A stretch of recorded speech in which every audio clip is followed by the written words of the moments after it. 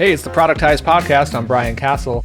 I've got a solo episode for you today, and I don't do these very often, but I wanted to share this one with you because it's a brand new workshop that I just created and I did right at the end of 2020.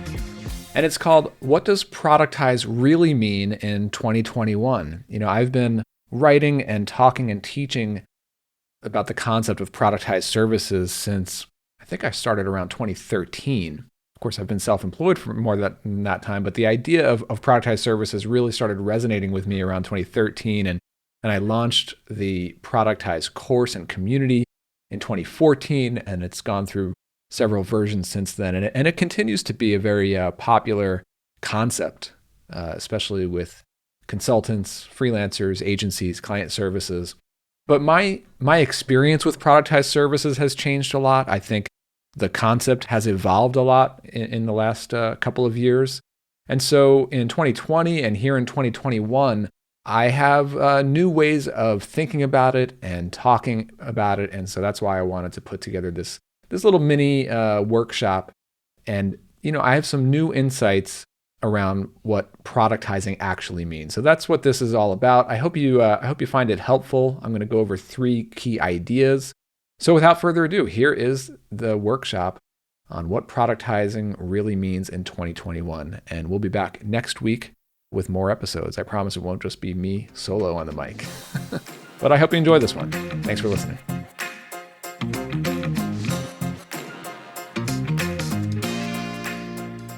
Hello there. Thanks for joining me today on this workshop that I'm calling What Quote Unquote Productizing Really Means. I've got 3 brand new ideas to help you scale your client services business this year into next year and beyond. My name is Brian Castle, and if you've been following my stuff over the years, you know that I've been talking about and thinking and actually implementing the productized service model for many years now, dating back to 2013, 2014. And my experience has changed a lot over that time. The productized service model has evolved and matured a lot since those early years. And, a lot of people have started to really just throw around this term, productized services, and it could mean a lot of different things to many different people. And so today I wanted to, talk a little bit about what I think the term productizing really means to me and how my thoughts have actually changed on it in recent years. So I think that you'll get these 3 new ideas. I think you'll get something out of it, no matter which phase of your journey you're at. So let's dive right into it. Now, what are you working to achieve? Don't worry, I'm not going to be that motivational speaker guy here or anything like that. But I do like to think about business strategy with the end goal in mind, right? So maybe you just want a bigger business, right? You're chugging along, but you would love to double or 5x or 10x your business. And that could mean you're going for more revenue or just more clients, or you want to grow your team. Or maybe you just want a calmer business, right? You're firing on all cylinders, but you want to unwind this ball of stress, right? So you want less anxiety for you, for your team, for your clients. You want better quality clients. You want better working relationships with your teammates. Or maybe you just want more freedom. So you've got a pretty good business going, but it's just too dependent on you. You're delivering work to clients that only you personally create, right? So maybe you've even hired a team, but they can't get through an entire day of work without requiring your personal direction and input. Believe me, I've been there on all 3 of these fronts. So, in all of my speaking and writing and teaching over the years, I've been helping freelancers, consultants, agencies achieve these 3 goals of growing their business, making a calmer business, and achieving more freedom and value.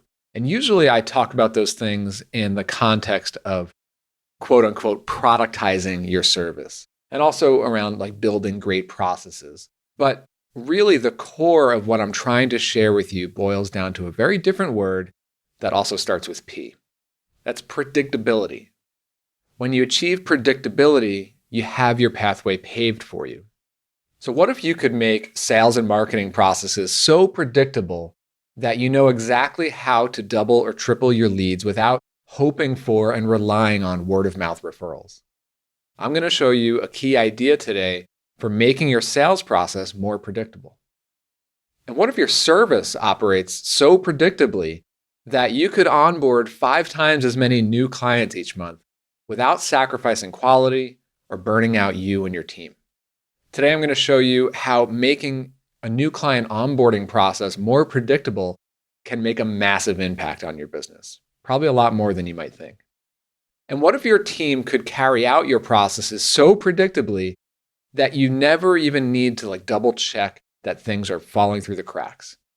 I'll show you the key to making your team's work more predictable and truly remove yourself from the day-to-day.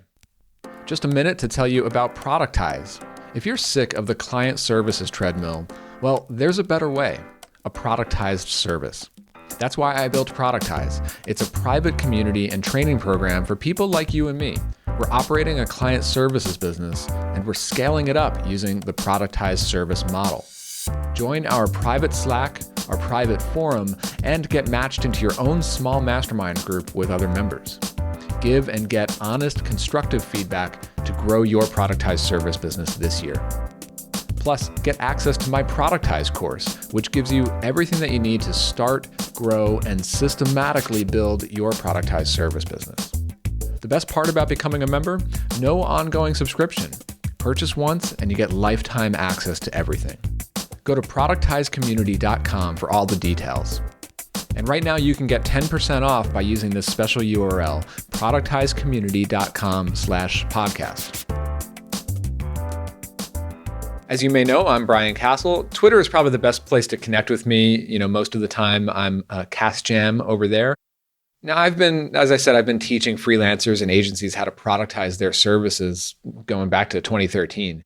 But to be honest, I'm not one of those quote unquote gurus who just talks about things for a living or teaches courses for a living, really. I spend my time actually creating businesses and then taking the things that I learn from both in my experience and in talking to many other friends and business owners, and then sharing and teaching what I've learned along the way. So I'm the founder of Audience Ops. This is actually the second time I've used the productized service business model. The first time was a business called Restaurant Engine, which I sold back in 2015. But Audience Ops, I'm still running today, and it's running on all cylinders. It's a productized blog content and case studies service. So we've got a really fantastic team in place that runs this business day to day with very, very minimal involvement from me. I'm also the founder of Process Kit, which is a software tool that automates your processes and repeatable tasks. And it's really made for client services companies. This is where I'm currently spending the bulk of my time today. And over on Productize and Scale, that's where I continue to publish content about productized services. I've been building up this library of content over there since 2013. That's where you can find all of my free guides and podcasts. We also have my course Productize and the private community of folks who are scaling their client services. That's over at productizeandscale.com. Okay, now let's dive in here. Let's start by talking about your sales and marketing. Again, the goal here is to make it so predictable that you know exactly how to double or triple your sales next quarter without just hoping for more word of mouth referrals. Because those are great, but there'll always be that baseline of referral business. You want to have a predictable way to grow that, right? That begins by creating what I like to think of as a yes or no value proposition. In other words, make it so easy to buy your service that it's as simple as a yes or no question. So there's this common misconception about productized services that I really want to clear up here. I'm not saying that a productized service business must be sold with a simple buy now button and that you would never do a sales call or consultation or send follow-up messages or any of that. All of that is what I mean is a productized service can be sold in many different ways, and it does often involve some sales calls and follow-up. But what I'm really saying here is that you want your value proposition to be so tight that every new lead, they simply need to ask themselves these questions. Am I the type of customer that this business is here to serve? Do they really understand my problem, which implies that they have the solution? And is that problem valuable enough for me to justify the price tag? So your job as the business owner, the designer of your productized service business, is to solve for those three questions. Am I the type of customer that this business is here to serve? Again, like this is a question that your customer is going to be asking themselves. Well, you can position your business to serve one ideal customer.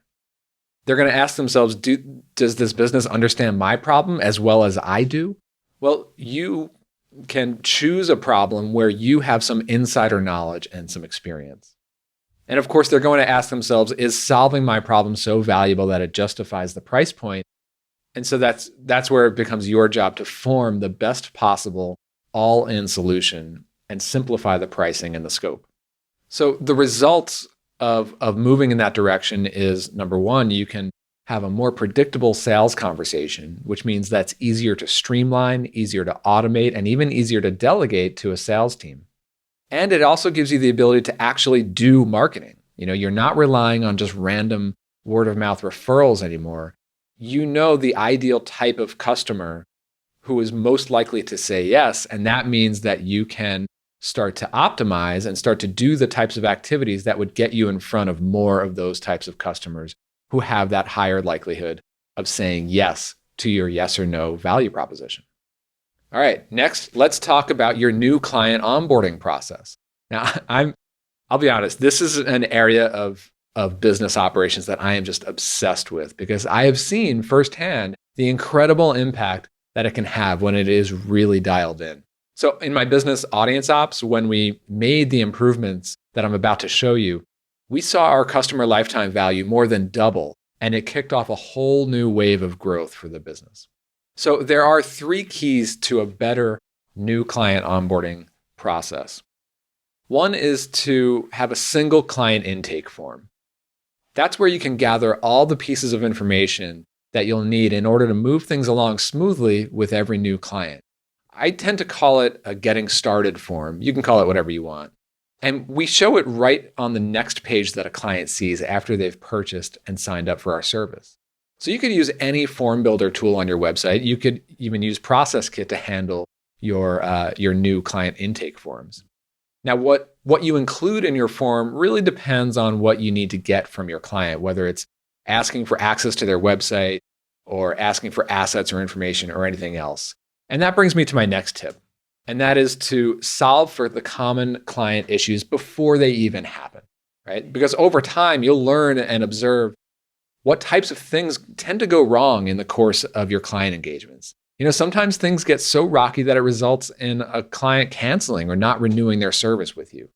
And believe me, I know, that can sting, but it's also an opportunity because you want to design your new client onboarding process to solve for these issues or at least prevent them before they even become issues.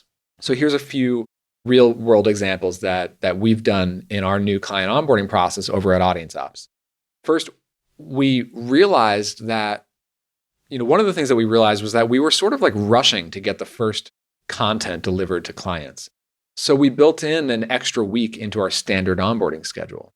Second, we realized that clients actually want to give more of their own input when it comes to providing our writing team with insights to write their content. So we actually added in a second research interview call into our onboarding process. And third, we were having a hard time managing client feedback. So we added more setting expectations for how clients can be successful with us. And that brings me to the third tip here. And that is to communicate weekly progress updates. Now, this one might seem a little bit unnatural, but I highly, highly recommend it. Here's why. Step into your client's shoes for a minute. They just paid you a whole bunch of money, but it's still early for them to see any tangible results. So they're in this state of risk and uncertainty, right? You can ease that by going above and beyond with your communication during this very critical phase of their new client engagement. My first recommendation is to implement a standard email that you send to your client every Friday during their onboarding period. This email can follow a very simple template, and it should include, here are the things that we've made progress on this week. These are the things that we'll be tackling next week, and these are the items that we need from you, if there are any. Like I said, you should be sending this email every Friday. Even if you don't have that much new to report or anything to ask from your client, it's still good to send the email just so that they get into a rhythm of hearing from you every Friday. You might even consider adding a low-friction client portal where your client can see simple progress updates, but that's sort of an optional piece. By the way, Process Kit offers a way to actually send template emails as part of your process. So that makes it a really easy way to keep clients updated as you're getting them on board and you're running your client onboarding process. And we also offer a simple client-facing portal as well. So here are some of the results that you can expect when you implement these changes to your new client onboarding. Clients feel more reassured and calm, meaning they're much more likely to refer other clients. And client lifetime value increases. That means they stick around for a longer period of time, and that reduces your churn rate. And you have, as the business owner, you have more confidence to step on the gas, right? You can invest in sales and marketing without worrying about whether your team can actually handle the incoming load. They can, because you have your new client onboarding all dialed in. All right, lastly, let's talk about your team's operation. How can you make it so that your team operates so predictably that you don't need to be pulled into the weeds on every little thing? This is where your processes come into play. But I'm not just talking about documenting SOPs, standard operating procedures. Although, sure, that's part of it. What I'm really talking about is how to approach building processes in a way that your team can actually use. Now, a little reality check. No service business is ever so predictable that every single client project will follow the same standard steps and go perfectly smoothly every single time. It doesn't matter how productized your business is. When you're in client services, there's always variation. So let me clarify. Here are 3 ways to rethink your approach to creating processes in your business and move toward what I like to think of as a smart process. First is to remove task management. Does that mean remove tasks or to-do lists from your team's work? Of course not. Task lists are the lifeblood of your projects, and that won't change. But way too much energy and resources are wasted on the work of managing tasks. So I'm talking about all of those questions that you hear all the time, like, what should I do next? How do I do this? What if this or that happens as a result? What if something is late? What if something is missing? Just the act of asking these questions and then the work that's involved in figuring out the answers to them, all that really eats away at your team's time, your time, and the time that your clients are waiting for results. More importantly, they add, what I like to think of as mental overhead, all this extra processing power that your team just shouldn't need to have to expend their energy on. So where your team should be spending that mental energy are on the tasks themselves, using their talent, their skill, their smarts to create their best work possible. So if you can remove some or all of the burden of the management of those tasks, then you open up lots of space for your team to do what they do best and perform at a much higher level. Okay, but how do you actually set this up? Well, that's where conditional logic comes into play. This is what I mean when I talk about smart processes.